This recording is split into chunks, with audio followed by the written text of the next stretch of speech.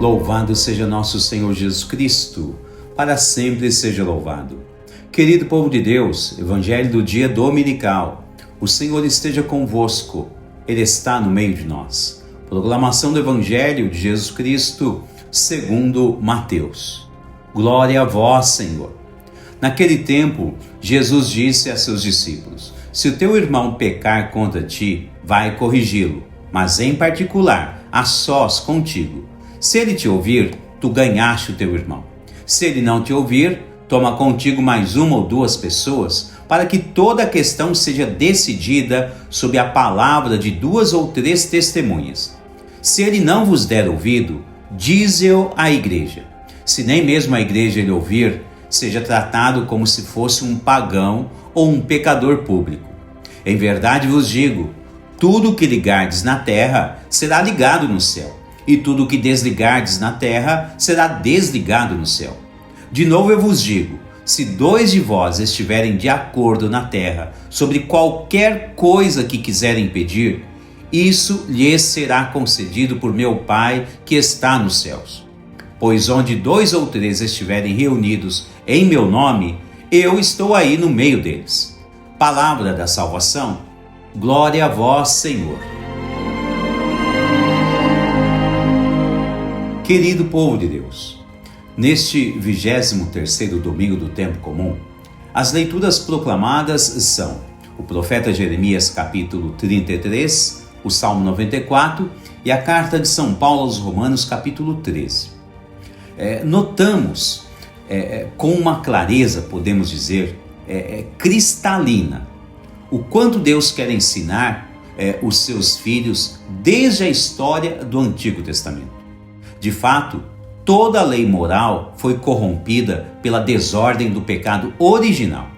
E por isso, inevitavelmente, o ser humano precisa do auxílio divino que lhe seja oportuno, na hora certa, na medida exata. A primeira leitura ressalta que Deus, através do seu colóquio com o profeta Jeremias, também podemos enxergar desta maneira. Deus nos chama a ser os seus arautos, com objetivos específicos, em primeiro lugar, de amar, exortar e corrigir o quanto for necessário. Jeremias é orientado por Deus ao que deve ser feito e não deve ter receio ou tipos de medo em relação a quem precisa ser uma pessoa exortada, corrigida e também amada. Enquanto ele for fiel, a autoridade divina o acompanhará. E ele não precisa se preocupar com seus perseguidores, pois Deus sempre estará ao seu lado o protegendo.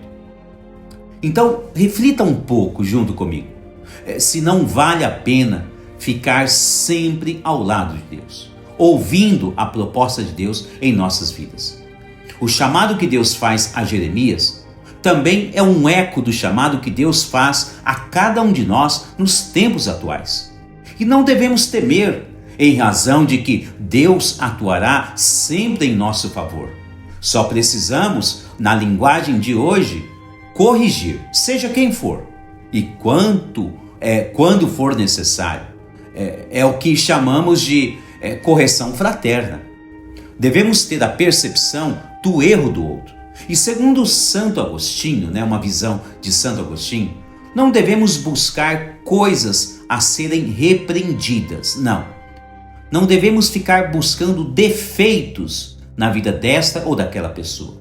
Mas, com extremado amor, perceber o que precisa ser corrigido e assim o fazer de forma fraterna. Santo Agostinho ainda completa e diz: se não for assim, estaremos fazendo pior do que aquele o qual queremos corrigir. Não por menos, São Paulo, na segunda leitura de hoje, fala a respeito do amor mútuo. Segundo São Paulo, não devemos ficar devendo absolutamente nada a ninguém, a não ser o amor. O que significa que quando amamos o nosso próximo, o nosso semelhante, se não o corrigirmos com as devidas proporções fraternas, Então, fica fácil de entender, ficaremos em dívida com esta ou aquela pessoa. Certamente que se temos palavras afetuosas que podem mudar o curso errôneo de determinada pessoa, então, se assim não o fizermos por nossa própria ruindade, então ficaremos em dívida com tal pessoa. Além disso, se é uma lei que o Senhor nos deixou como regra cristã, então se não corrigirmos o nosso próximo, também seremos cobrados um dia a este respeito. Dentro desta ótica, veja que, além do pecado por omissão que estaremos cometendo, quando não corrigirmos esta ou aquela pessoa, quando for necessário, também podemos estar privando o nosso semelhante de entrar pela porta do céu, em vista de que é bem verdade que a correção fraterna pode ajudar a converter um coração endurecido. Então, partindo deste princípio da correção fraterna, veja o quanto Deus é bom para com todos os seus filhos. No mesmo evangelho, Jesus diz que quando o Pai encontra unidade, ou seja, correção entre todos nós, podemos pedir a Ele o que precisamos, que Ele nos concederá. Ora, querido povo de Deus, quantas maravilhas a nosso favor Deus coloca ao nosso dispor.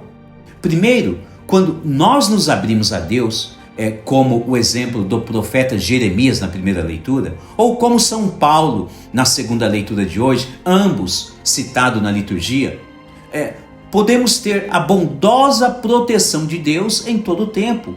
Podemos nos tornar objetos da benevolência divina e ainda ter palavras inspiradas por Deus a aconselhar todos os nossos semelhantes e ainda ensinar o caminho do céu, o caminho da vida eterna para esta ou aquela pessoa.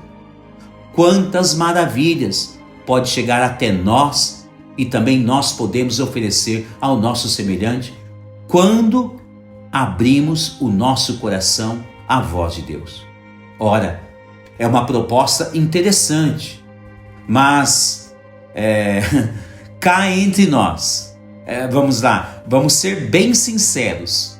Somente pessoas corajosas aceitam tais propostas de Deus e a executam em sua vida. É necessário coragem. Você ouvir a voz de Deus e ainda querer se tornar um instrumento para ajudar outras pessoas. Não vamos nos esquecer ainda que o Evangelho ele é declamatório, Ele é enfático ao dizer: quando dois ou mais se encontrarem unidos sobre a terra, Deus concederá tudo o que for necessário. São Jerônimo diz que o Senhor transforma em prêmio os seus bens celestiais, a fim de que todos estejam lutando pela concórdia e pela paz. Então, concluindo, reflita: você precisa ser uma pessoa corrigida? Deixe-se corrigir por alguém. Ou você pode ajudar a corrigir? Então o faça com amor. Seja um ou outro, não importa. O que está em jogo é a concórdia, a união, a paz, os bens espirituais a receber e muito mais ainda, o céu. Deus abençoe você e toda a sua família.